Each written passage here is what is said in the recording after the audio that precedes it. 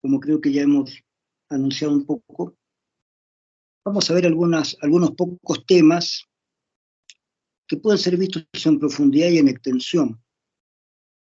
En Social 1 vemos temas que se pueden ampliar, pero son temas que abarcan entre todos una visión de lo que es la psicología social. En Social 2 lo que yo quiero son temas que se puedan reflexionar, que se puedan profundizar. Entonces, el primer tema, hemos dicho, es la vida cotidiana. Y la vida cotidiana se puede ver desde muchos puntos de vista, pero es un tema evidentemente europeo. Yo les dije que este tema aparece a partir de algunas reflexiones de Husserl y de Heidegger. Ellos son los primeros que hablan de la vida cotidiana como objeto de estudio, como objeto de pensamiento, lo cual es interesante porque realmente con Husserl comienza la fenomenología y de alguna manera podemos hacer un enfoque unitario de Feno 1, Feno 2, Social 1 y Social 2. Es decir, hay un enfoque que no es psicoanalítico, que no es conductual y que tiene que ver con la fenomenología. ¿Qué es la vida cotidiana? No hay una definición precisa de vida cotidiana. O sea, obviamente, vida cotidiana es la vida que vivimos todos los días. ¿De acuerdo? Esa es una forma de verlo. Pero vida cotidiana también es la vida que nosotros elegimos vivir para vivir mejor. No todo el mundo puede elegir su vida cotidiana. Cuidado. Algunas personas tienen dinero, tienen posibilidades de elegir un tipo de vida. Un tipo que quiere ser escritor o pintor o artista de piano, de música. Y bueno, esa persona a lo mejor tiene condiciones económicas que le sirven para dedicarse a eso, o a la filosofía. No necesariamente que sea rico, pero que tenga suficiente dinero como para no tener que trabajar en algo que le impida justamente dedicarse ocasionalmente a aquello que quiere. Ahora, las personas que tienen que trabajar y tienen que hacer trabajos duros, fuertes, generalmente no pueden elegir su tipo de vida. No eligen la vida. La vida los pone frente a una situación. Entonces, una persona que es obrero, no importa de lo que sea, ese obrero tiene que trabajar para vivir y tiene que hacer trabajos duros. Hasta el día de hoy, el trabajo de obrero, entendemos, por la misma palabra obra, está obrando algo, está operando algo. Ese obrero, digamos, tiene una tarea a veces ingrata que cumplir y que aparentemente puede hacer eso todo el resto de su vida. Puede ser que la persona se identifique con su trabajo y que lo haga tranquilo, bien. En la Argentina yo he conocido gente obrera que estaba tranquila con su trabajo. Obviamente que esos trabajos, cuando son trabajos manuales muy duros, desgastan a la persona muy rápido. Para eso, en varias partes del mundo, en Latinoamérica no hay mucho de esto, pero en varias partes del mundo, la persona tiene una jubilación anticipada. La persona termina cansada, entonces tiene una jubilación, y muchas veces una muy buena jubilación anticipada por su desgaste físico en el trabajo. Lo merece, está bien. Ahí habría que hablar también, cuando hablamos de vida cotidiana, de cualquier tema de psicología, las diferencias político-económicas que hay. No nos olvidemos que estamos hablando de psicología social. Entonces tenemos que ver de qué tipo de sociedad estamos hablando. ¿No es cierto? Es posible que en Europa un obrero tenga un buen sueldo y cuando ese obrero se jubila, tenga también un muy buen sueldo de jubilado, de manera que se jubila y con ese sueldo que tiene, como ya no trabaja, puede pasear, puede de alguna manera apreciar un aspecto de la cultura que no conocía, que no tuvo tiempo de desarrollar. Esto es posible en Europa, tal vez en Estados Unidos, es decir, en países que tienen un cierto desarrollo económico y que pueden permitirse darle a sus empleados un buen sueldo y cuando se jubilan también un buen sueldo. No es igual en todos los países, por supuesto. Tal vez en los países nórdicos, Noruega, Suecia, Finlandia, es posible que ahí haya un poco este tipo de niveles que yo les comento, ¿no es cierto? Un buen nivel de vida para el obrero y un buen nivel de vida para cuando el obrero se jubila también. Es posible. Es posible que en Estados Unidos, no en todos los estados, haya esto también, y en algunos otros lugares de Europa. Es posible que en Japón, hemos visto que Japón ha tenido un desarrollo económico e intelectual muy interesante. Entonces, algunos países tal vez pueden darle al obrero un buen sueldo mientras es obrero y también un buen sueldo cuando se jubila. Es una posibilidad. Pero en Latinoamérica las posibilidades son muy diferentes. Depende de qué país también.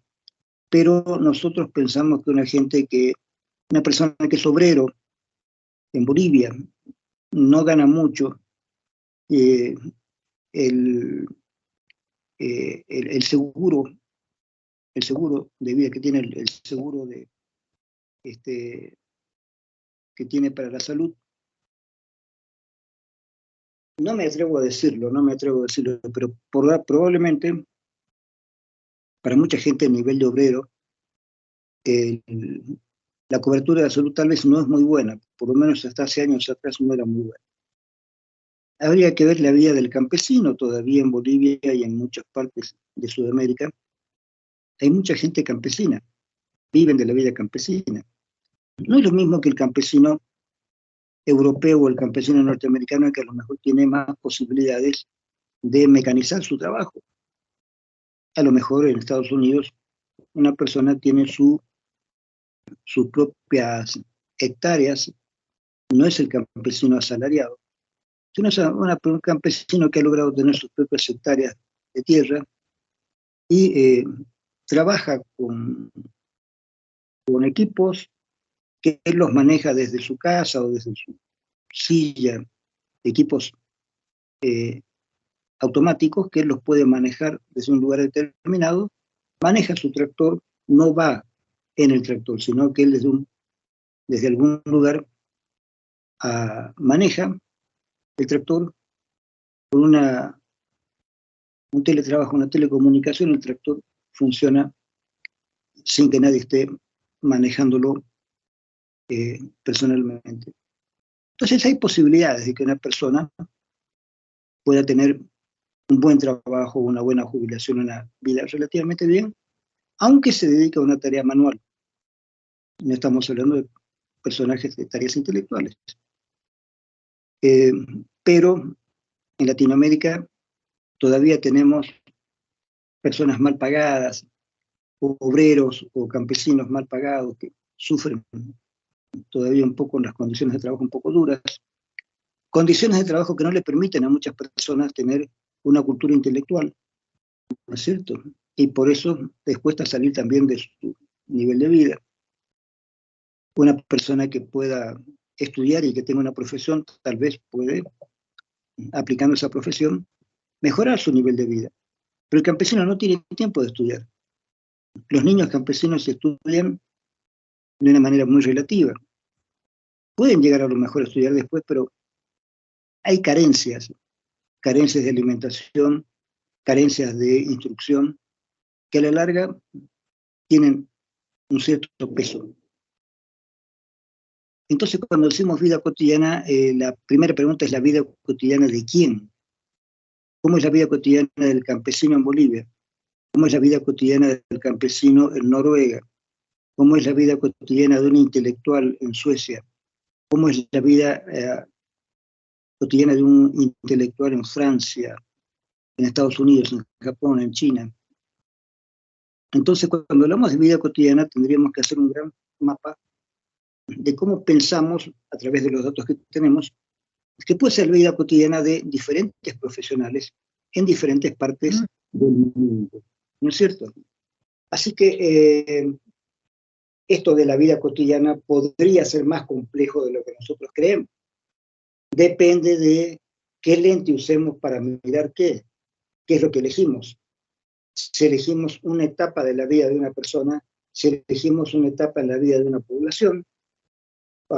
Ahora, la pandemia que nos tocó justamente como es pandemia, significa que no es endémico, no es en un lugar, es en todo el mundo, ¿no es cierto? Había un problema de salud en todo el mundo. Ahora, En algunos países este problema de salud ha sido más fuerte que en otros.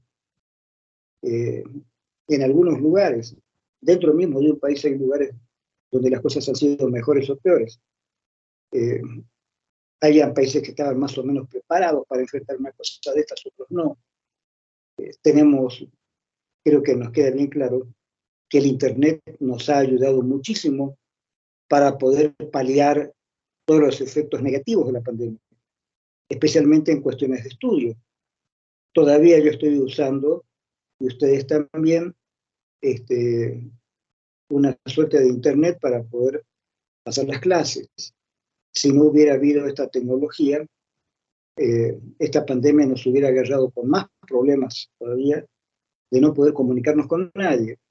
Y eso hubiera creado una psicosis social enorme. Hubieran habido más pérdidas todavía. Entonces, vean cuántas cosas tenemos nosotros que buscar. Cuando hablamos de un tema aparentemente tan simple como la vida cotidiana, la vida cotidiana de quién, dónde, cuándo, cómo, no es la vida cotidiana así en general. Por eso, en filosofía sí se puede hablar de la vida cotidiana en general, la tecnología, bla, bla, bla. Pero en psicología social no. La vida cotidiana de quién, de quiénes, cuándo, cómo, dónde, de qué manera. ¿Se dan cuenta? Además, la vida cotidiana de qué sector. ¿Cómo es normalmente la vida cotidiana de los militares? ¿Cómo es normalmente la vida cotidiana de los deportistas? ¿Cómo es normalmente la vida cotidiana de los escritores? ¿Cómo es normalmente la vida cotidiana de todas las amas de casa que hay en el mundo? Etcétera, etcétera, etcétera. ¿Cómo es la vida cotidiana de los enfermos? ¿Cómo es la vida cotidiana de los inválidos? De las personas que tienen problemas de motricidad. ¿Cómo es la vida cotidiana de las personas que tienen problemas de salud muy graves? ¿Cómo enfrentan la vida cotidiana? ¿Alguno de ustedes alguna vez ha estado enfermo?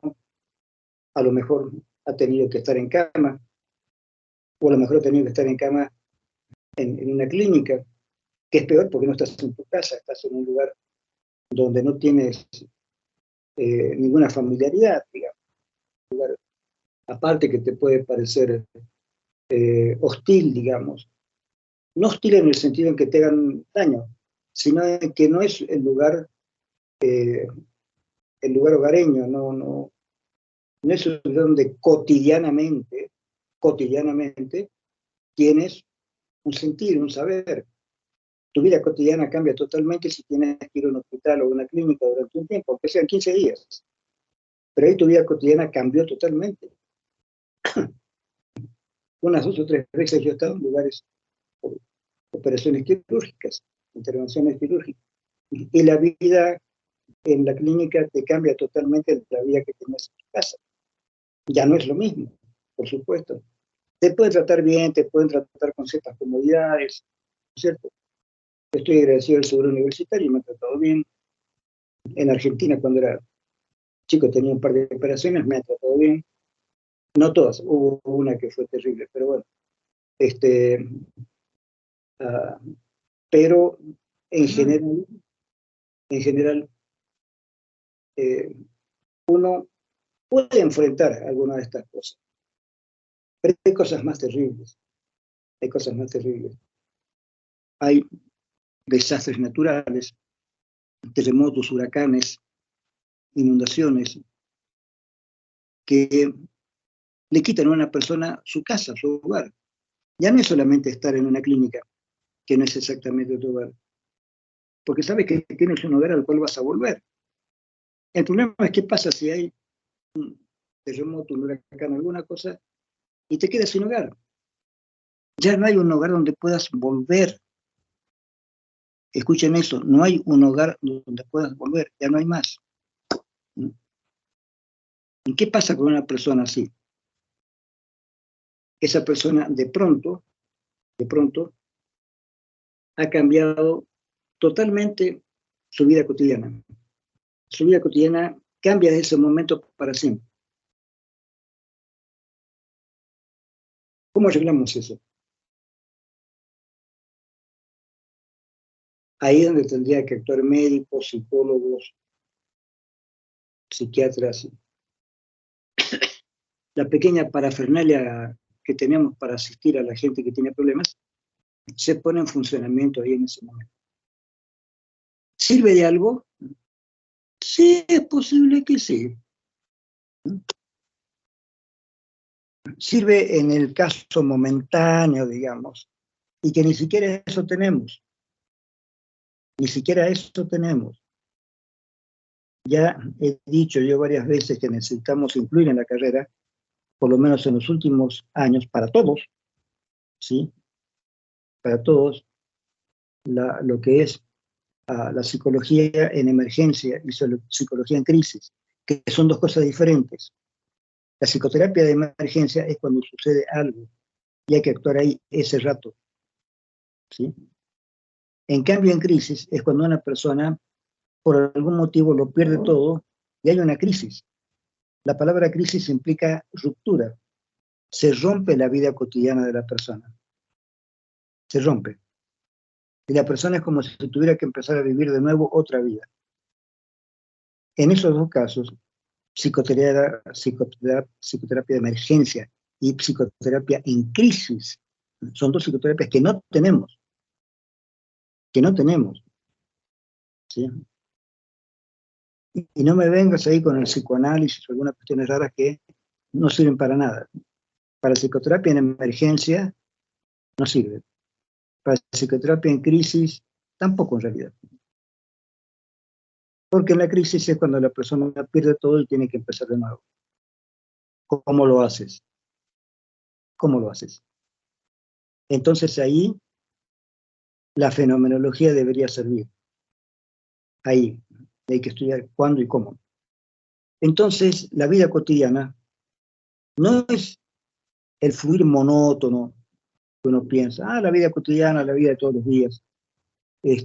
No, el problema justamente es cuando se rompe la vida cotidiana. Y siempre se está rompiendo de todas maneras. No es cuestión de que solamente hayan crisis terribles, así de sufre, ¿no? Nada. Te casas, cambió tu vida cotidiana. Tienes hijos, cambió tu vida cotidiana. Te recibes, tienes que trabajar, cambió tu vida cotidiana. Simplemente necesitas irte a otro país porque quieres doctorarte, porque quieres seguir estudios superiores. En tu país no hay lo que quieres estudiar, tienes que ir a otro lado. Te vas a Europa o a Estados Unidos. Cambió tu vida cotidiana. Es decir, hay muchos momentos en que la vida cotidiana cambia. No necesariamente son momentos trágicos. Pueden ser momentos donde hay tal vez una mayor carga de sabiduría, de conocimiento, de experiencias, ¿no es cierto? Viajar a otro país, por menos que sea, cambia tus condiciones de vida. Ya no estás con tus familiares, no estás con tus amigos, no estás con los lugares donde solías ir, tienes que ir a otro lugar. Si vas a ese lugar preparado porque quieres ir a ese lugar, perfecto. Pero si vas a ese lugar porque tienes que ir, porque no te queda otra, es un poco más difícil, ¿no es cierto? Hay algunas personas que han ido a otro lugar para estudiar, pero no estaban preparados para salir de su hogar. Y han llegado a otro lugar y ahí se han desestructurado. Han tenido que traerlos de vuelta otra vez a su casa. Hubo que traerlos, no es que él vino, hubo que traerlos. Alguien tuvo que viajar y traerlos porque la persona estaba absolutamente fuera de sí. Entonces, la vida cotidiana es toda la vida, son todas las cosas que pasan.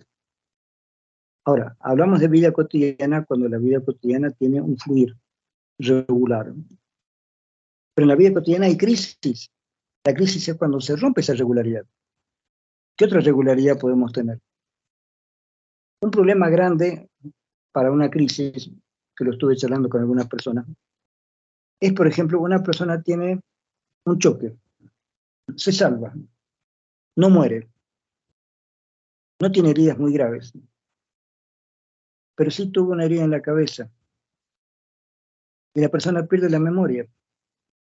no se acuerda nada de su vida anterior hasta ese momento. Viene su esposa, pero no le reconoce, vienen sus hijos, no los reconoce, vienen sus familiares, no los reconoce, vienen sus amigos y no los reconoce. ¿Qué pasa ahí? Ahí la persona tiene que empezar a vivir de nuevo. Entonces, imagínense que debe ser difícil que una persona le diga, esta es tu esposa, sí, pero tú no la conoces. ¿Es mi esposa?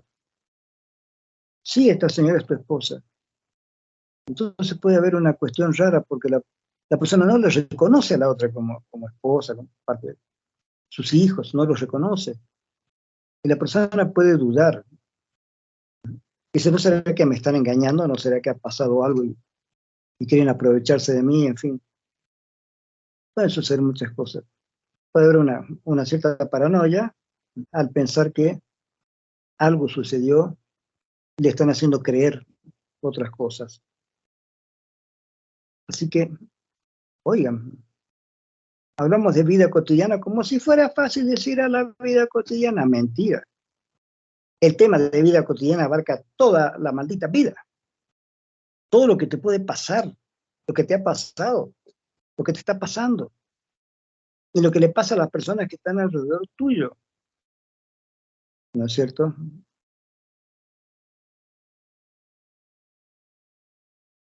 Hay un fenómeno climático o hay un fenómeno político. Vean Víctor Frankl, por ejemplo. Volvamos a Víctor Frankl. Él estuvo en un campo de concentración y su esposa y sus padres, familiares, también estuvieron en el campo de concentración. Pero él fue el único que se salvó. Salió finalmente del campo de concentración. Pero sus padres habían muerto, su esposa había muerto, otros familiares habían muerto. Él quedó solo. Tuvo que empezar su vida cotidiana desde cero otra vez. Ya no tenía familiares, no tenía casa, no tenía nada. Y recomenzó. No solamente recomenzó, sino que sacó adelante una teoría que ya tenía previa, que la reforzó en su vida en el campo de concentración, que es el problema del sentido de la vida. ¿Cuál es el sentido de la vida? ¿Hay algún sentido de la vida para todo el mundo? No. Sí hay un sentido de la vida general, pero hay que ver cuál es el sentido de la vida para cada persona, ¿no es cierto? Cada persona habrá hecho un sentido de la vida en base a las cosas que él piensa que son importantes para él, ¿no es cierto? Tu familia tiene un sentido de la vida, formas de hablar, recuerdos, todo aquello. ¿Qué pasa si no tienes más familia? ¿Con quién vas a recordar los recuerdos familiares? ¿Te acuerdas cuando pasó esto? Sí, qué divertido fue cuando pasó tal cosa. ¿Y te acuerdas que a la abuela le dijimos esto y que el tío intervino? Esos recuerdos familiares. De pronto no tienes familia, porque estás lejos, porque toda tu familia murió, que le ha pasado a mucha gente judía en la Segunda Guerra Mundial. Eh, Tengo un amigo que está lejos y me dice, mis abuelos murieron en campos de concentración. Los quemaron en los hornos crematorios. Los hicieron cenizas. No tengo ningún lugar donde ir a ver simbólicamente a mis abuelos. No hay un cementerio, no hay nada. No hay nada. No hay dónde ir para poder hacer un homenaje a los abuelos. No hay nada.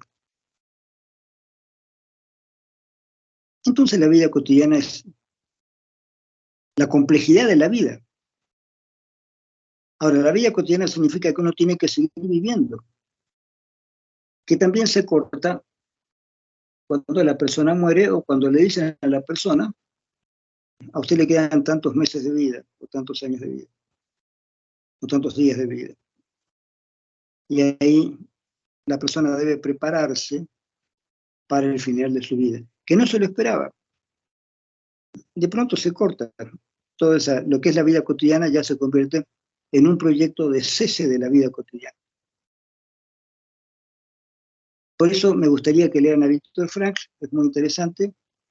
Hay un librito que se traduce de diferentes maneras, pero hay el libro Un psicólogo en el campo de concentración, que es muy bueno, porque él trata de no exagerar. Es un libro pequeño y él es muy cauteloso en cómo escribe y cómo describe las cosas que han pasado. Es muy simple, no hace demasiada literatura. Te comenta de la manera más escueta posible todo lo que pasó ahí, para que la gente sepa qué fue eso, cómo fue eso, y cómo fue lo más doloroso después. ¿Es cierto?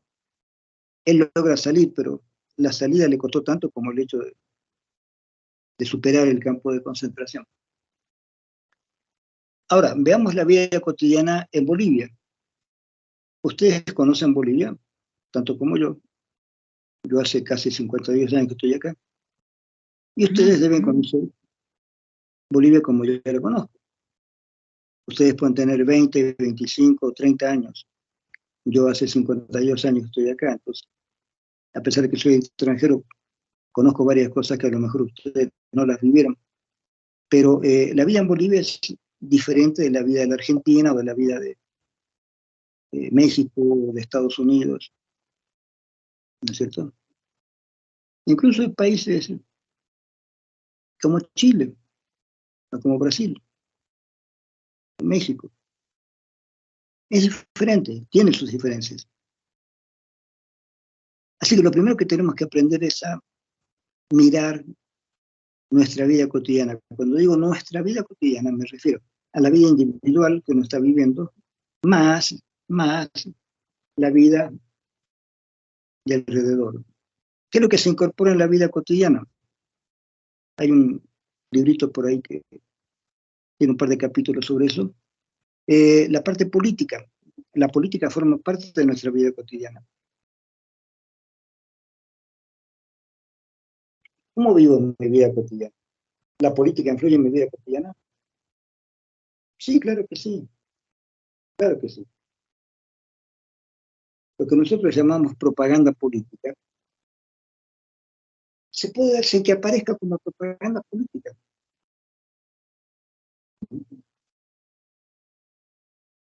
Yo creo que en la Rusia soviética, independientemente de que hubiera o no propaganda política, había una forma política de vivir en esa sociedad.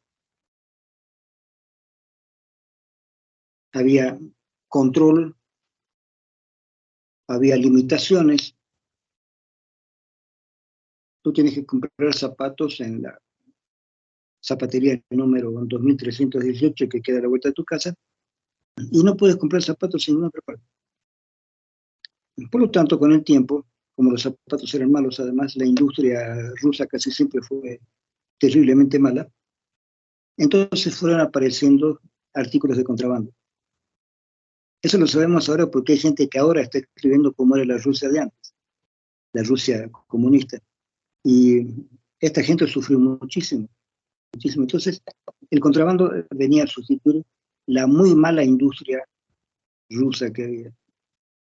La industria rusa nunca fue muy buena, que digamos. Incluso fue mala. Incluso Stalin estaba enojado con la industria rusa. Entonces, claro, Rusia antes era una especie de reino donde estaba el zar y donde la mayoría de los rusos eran campesinos, esclavos, bla, bla, bla. Pero más allá de eso, ¿qué implica vivir en un país donde todo está controlado? ¿Cómo viven en Cuba, por ejemplo? Imagínense la vida en Cuba. Hay una anécdota. Una doctora médica argentina estaba trabajando en Cuba, pero se enteró que su mamá en Argentina estaba muy enferma, estaba por morir, y tuvo que pedir permiso al gobierno para viajar a la Argentina para ver a su mamá enferma.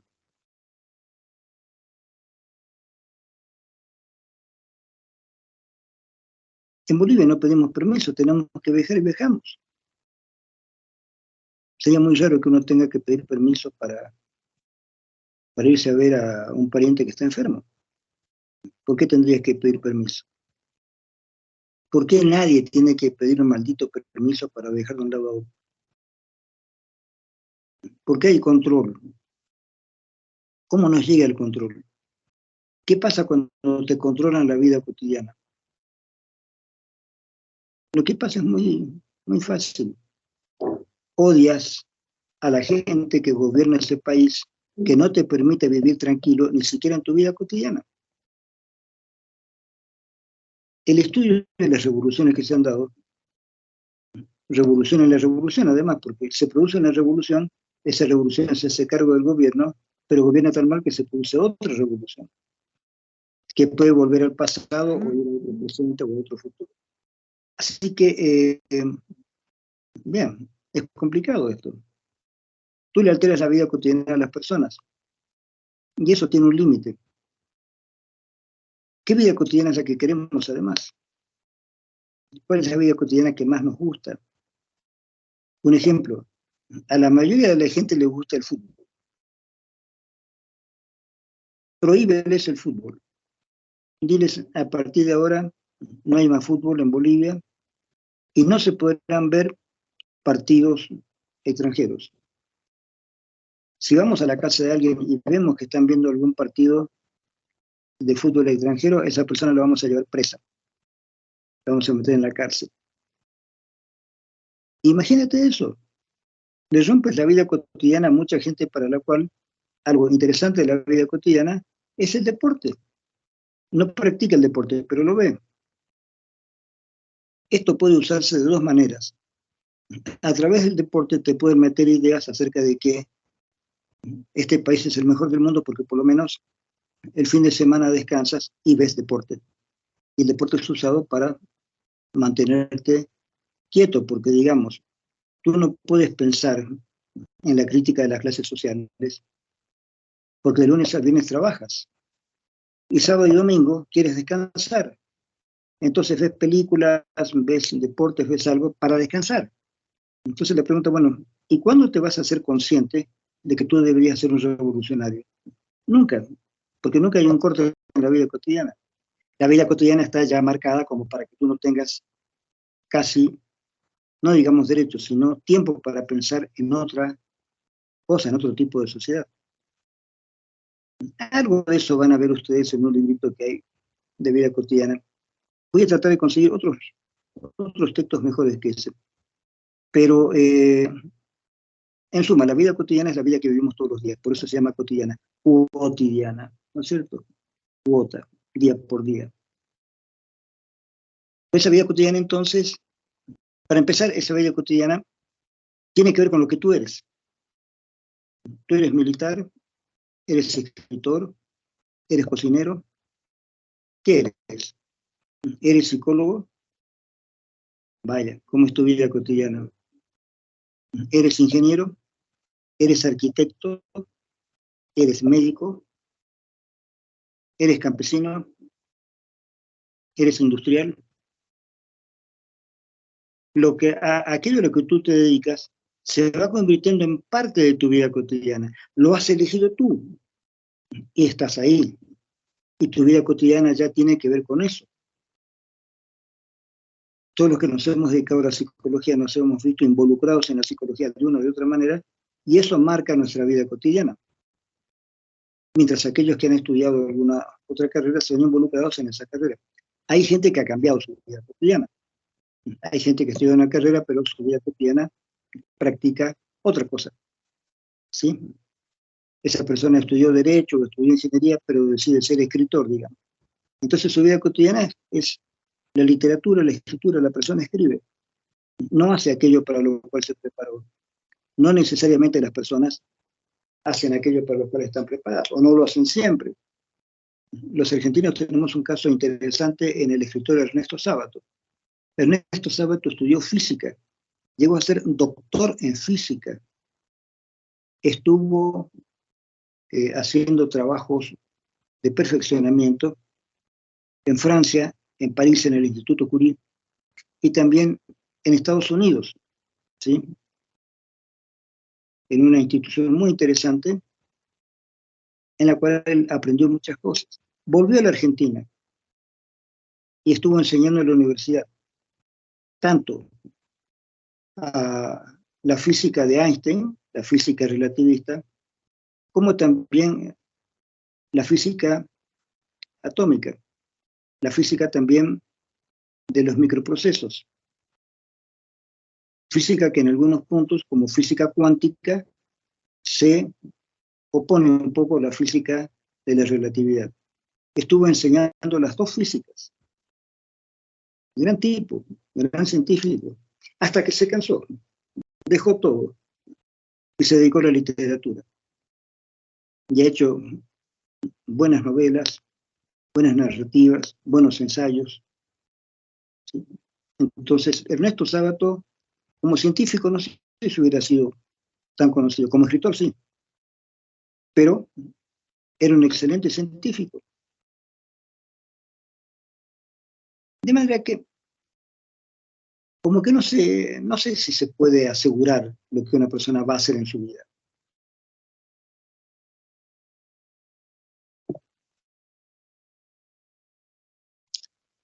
Julio Cortázar, otro escritor,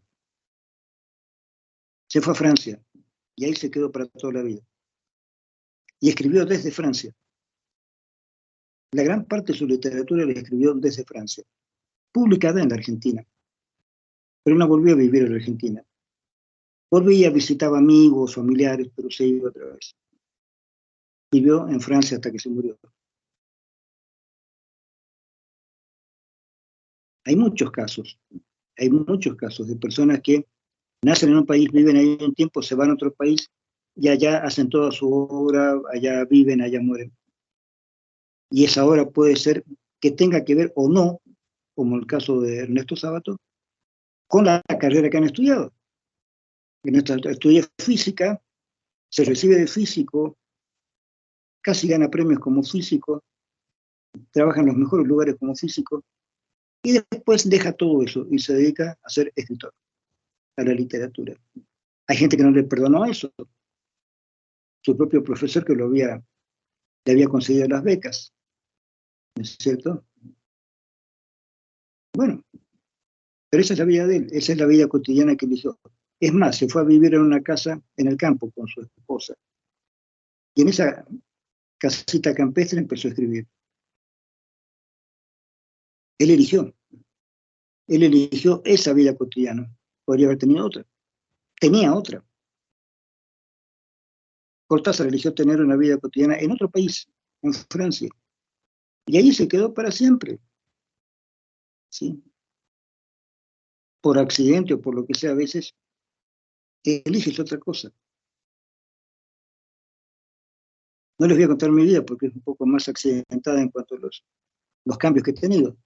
Pero tú no puedes predecir fácilmente la vida cotidiana de alguien. Estudias la vida cotidiana de las personas. Ahora, repito, una vez que haces una vida cotidiana específica, hay actos y aspectos específicos de esa vida cotidiana. Les repito, la vida cotidiana de un militar no puede ser la vida cotidiana de un futbolista, o la vida cotidiana de un físico o un químico, o un escritor especialista en lenguas que da clases y escribe libros. Son vidas diferentes. La vida de un artista, un músico, por ejemplo. Un músico que se dedica no solamente a interpretar muy bien un instrumento, sino a crear música, ¿no es cierto? Hay muchos grandes músicos que eran excelentes instrumentistas, además, excelentes pianistas, por ejemplo, que han creado música, han creado sinfonías, han creado partituras importantísimas. Y esa gente, ¿qué tipo de vida cotidiana vivió? No siempre ha sido fácil. Han tenido enfermedades, han tenido problemas, divorcios, N problemas familiares o problemas políticos corriendo de un lado a otro.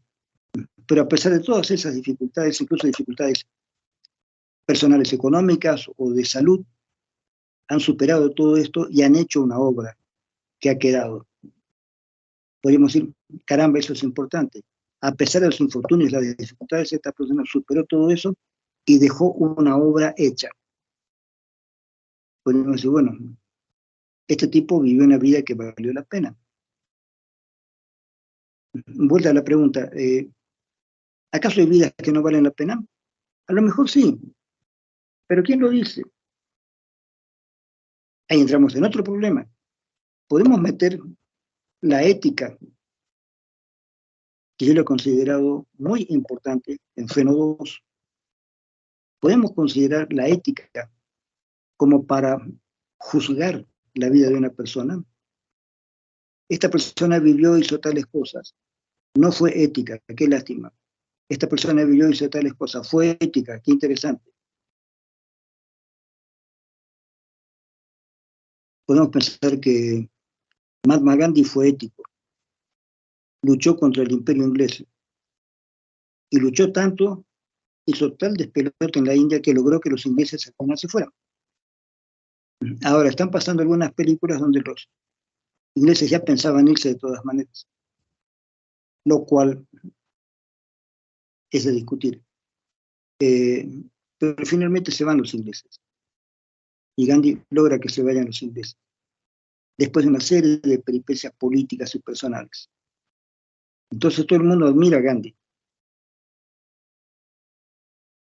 Gandhi es un excelente candidato para el Premio Nobel de la Paz, para lo que ustedes quieran. Pacífico. Logró la paz en la India porque logró que se vayan los ingleses sin hablar una guerra. Hubieron muchos actos de violencia. No fue fácil. Pero él no dijo que había que ser violentos. Él, mediante la no violencia, logró que finalmente los ingleses se cansaran y se fueran. En la vida de Gandhi hay muchas cuestiones complicadas a nivel político y social. Pero todos lo quisieron y lo admiraron. Él tenía una esposa. Su esposa murió. Y en los últimos años de su vida, él vivía con unas chicas jovencitas, se acostaba con unas chicas jóvenes, desnudas, con él. Me pregunta por qué hizo eso al final de su vida. Él decía que quería saber, porque él era muy espiritual, quería saber si había dominado realmente la tendencia al sexo, si él seguía siendo un tipo sexual. Y se acostaba con 2 o 3 chicas muy lindas, jóvenes. Una de ellas creo que era su sobrina además. Y lo hacía como para probarse él mismo que era capaz de mantenerse en la ascética que él había elegido. Esto fue obviamente mal visto por mucha gente. Hay mucha gente que habiéndolo admirado por todo lo que hizo antes, lo criticó por esa última fase de su vida donde él hacía este tipo de cosas. Si ustedes han visto alguna película sobre Gandhi o hecho sobre él, han visto que lo han matado. Gandhi muere porque un fanático viene y le pega un par de balazos y lo mata.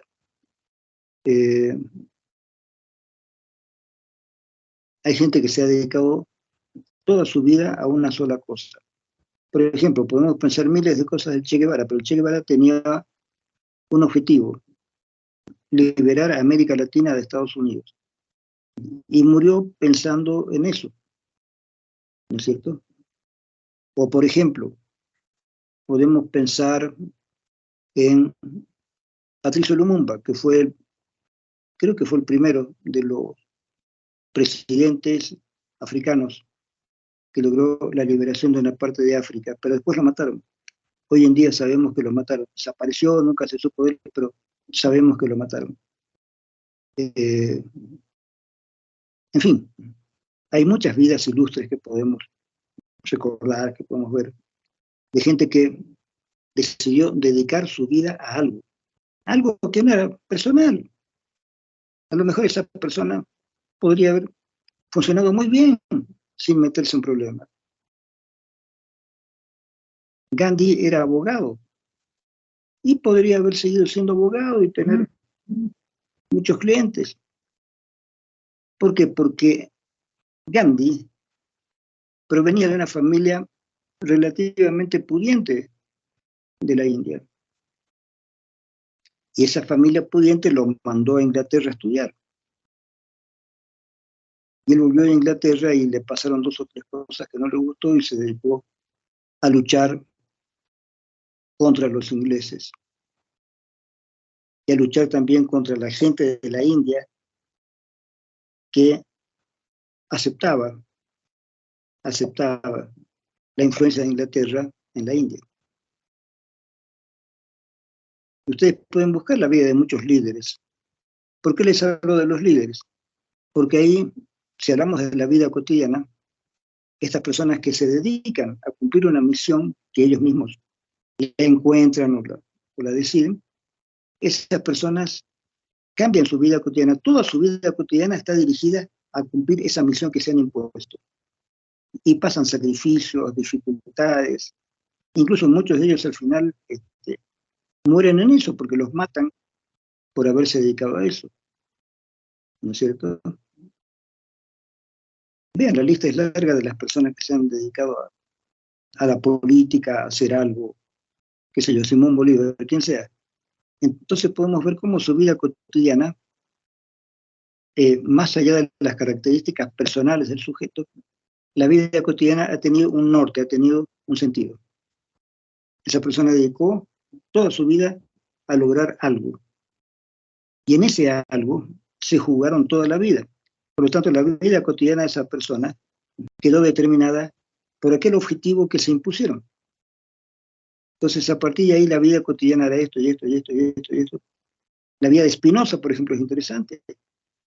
Spinoza tiene ciertas ideas y lo sacan, él estaba en Holanda, los judíos que lo sacaron de España se fueron muchos a Holanda, y en Holanda él estaba con su familia, y lo sacan porque las ideas que él tenía iban más allá de las ideas religiosas del núcleo en el que él estaba. Y lo sacan de la comunidad. No es fácil. La comunidad judía lo sacó de la comunidad. Nadie tiene que hablar con este sujeto. Y a él no le importó y siguió haciendo su filosofía. La filosofía de Spinoza la logró él con el sacrificio de ser expulsado de su comunidad. Pero él siguió escribiendo. Habría que ver cómo pudo soportar él esa expulsión de la comunidad. Hay mucha gente que ha vivido vidas interesantísimas, que han dejado obras o descubrimientos importantes para la humanidad, que han dedicado su vida a eso, que les debemos mucho, y sin embargo esas personas sufrieron, y el resto de la gente no toma noticia de esto. No toma noticia de que esas personas hicieron algo significativo en su vida, aún a riesgo de su propia vida. En cambio, hay mucha gente que vive vidas que nosotros podemos pensar que son vidas que no parecen tener mucho valor. Por supuesto, la vida como vida tiene valor siempre, pero la vida de un criminal no sabemos qué valor tiene. Incluso la vida de un tipo como Hitler, que precipitó una matanza general. Por supuesto, él no fue el único responsable. Nunca hay un solo responsable cuando hay este tipo de crímenes sociales. Hay muchos responsables. Pero aparece un líder. Y a él le gustó ser el líder. ¿Cómo lo vamos a vincular a la historia? ¿Como un buen tipo? No es posible vincularlo como un buen tipo. Entonces, hay tipos buenos y malos en la historia.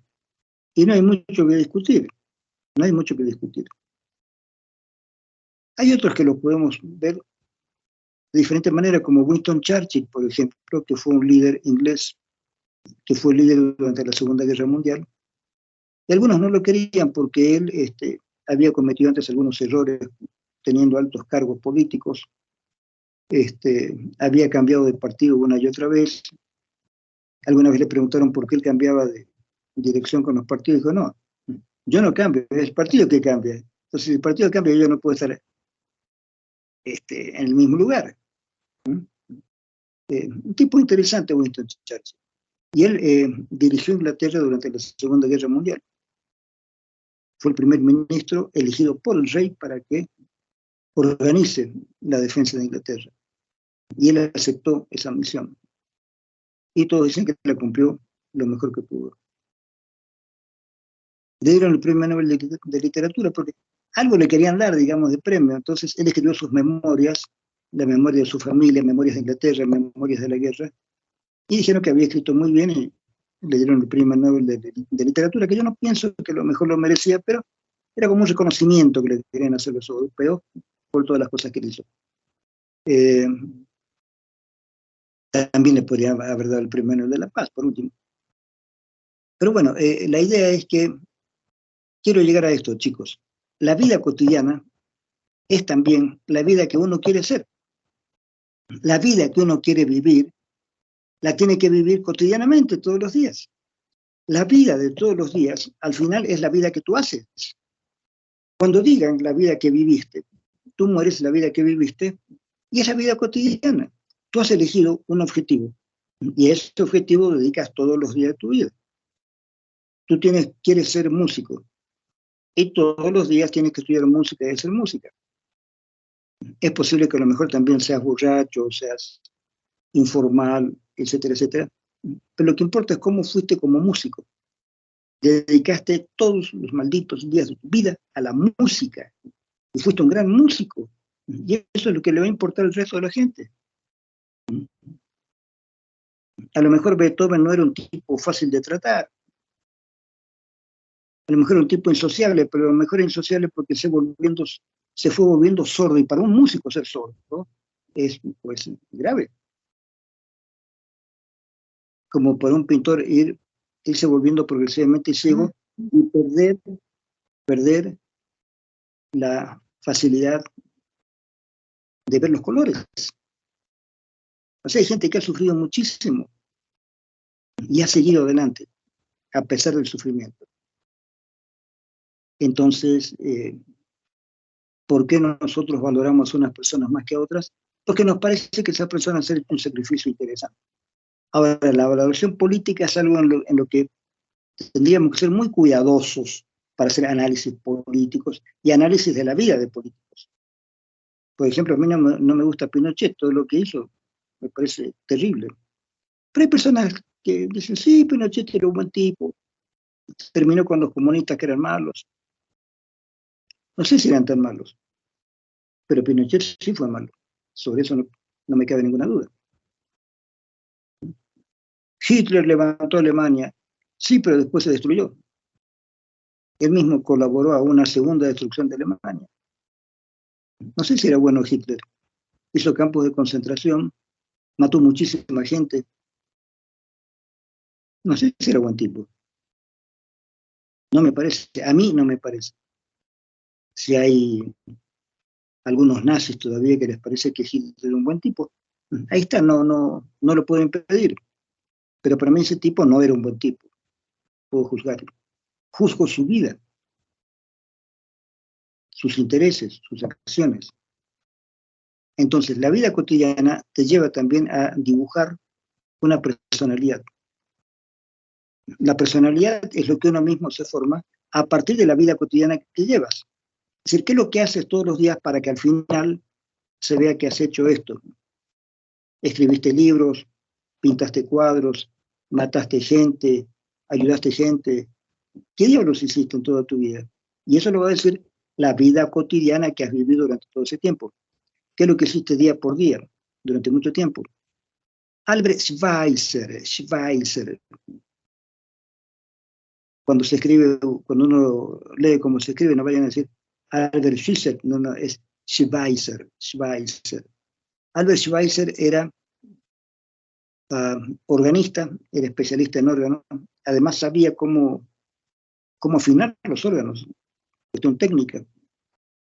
Era teólogo, era filósofo, escribía, tenía varias áreas que dominaba muy bien. Pero alguna vez, y esto se los cuento otro día, alguna vez él se enteró de todas las barbaridades que estaban haciendo los europeos en África. Entonces él dice, ¿qué puedo hacer? porque él era protestante, creo. Entonces él dice, ¿qué podría hacer? Algo tengo que hacer. Y estaba con ese problema, ¿qué puedo hacer? Entonces se le ocurre una idea. Empieza a leer sobre África y ve que hay tremendos problemas de salud. Entonces decide ir a África para ayudar en los problemas de salud. ¿Pero qué es lo que va a hacer si no sabe nada? Entonces se puso a estudiar medicina.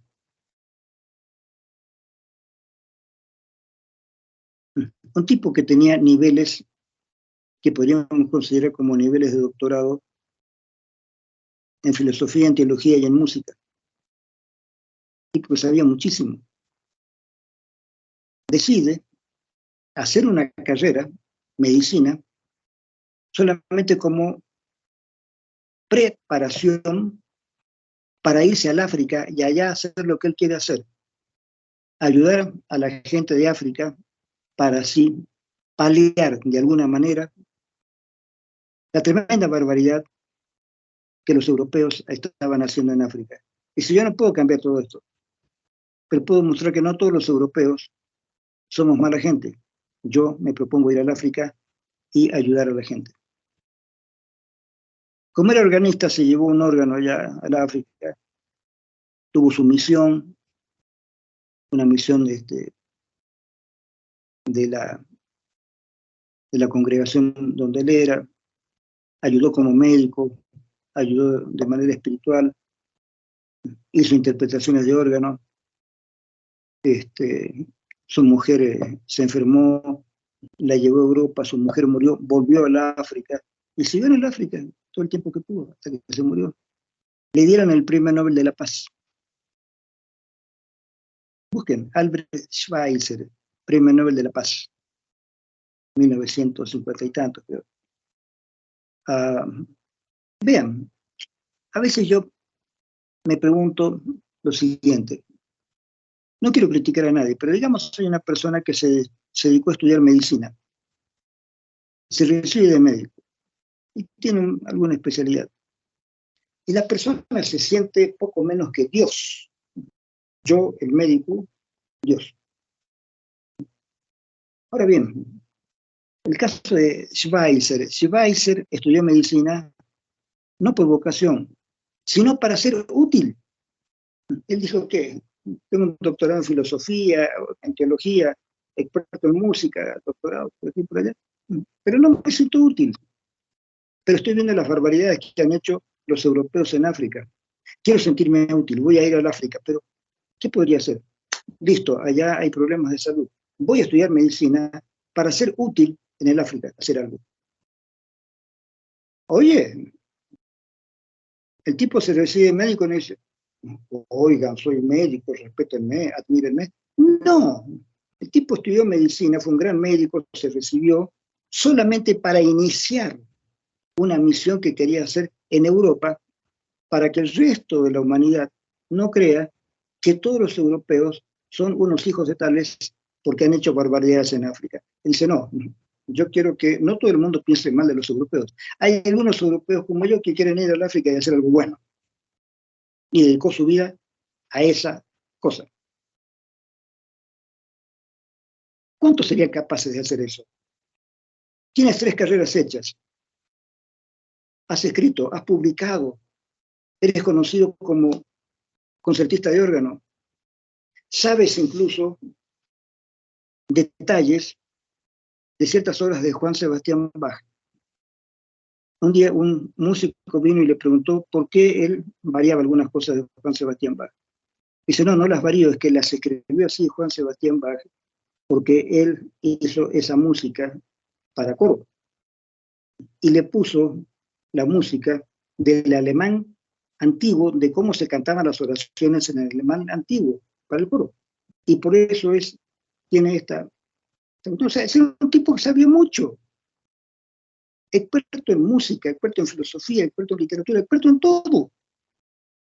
Y ese tipo experto en todo, en lugar de decir, oigan, miren cuánto sé, admírenme,